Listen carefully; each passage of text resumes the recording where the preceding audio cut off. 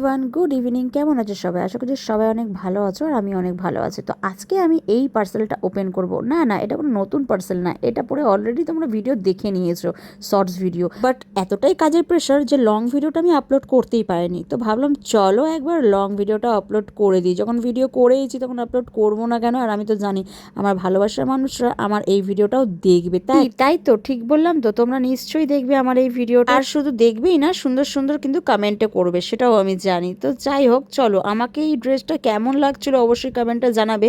এই যে লং স্কার্টটা দেখছো, এটা পরে কিন্তু আমি অনেক ভিডিও অলরেডি পোস্ট করেছি, আর মায়েরই বলছি যখনই পরি তখনই আমার কাছে নতুন লাগে। মানে এই স্কার্টটা যে কোনো টপের সাথে কিন্তু বেশ দারুণ মানায়। তবে আমার আজকের এই লুকটা কেমন লাগছিল অবশ্যই কমেন্টে জানাবে। আর আমি একটুখানি ঢং করে পোজ দিচ্ছিলাম, কারণ তোমরা তো খুব ভালো করেই জানো আমি একটু ন্যাকামো করতে বেশি ভালোবাসি। বাট আমার ন্যাকামো থেকে যাদের গা জ্বলে তারা আমার এই ভিডিও থেকে দূরে থেকো।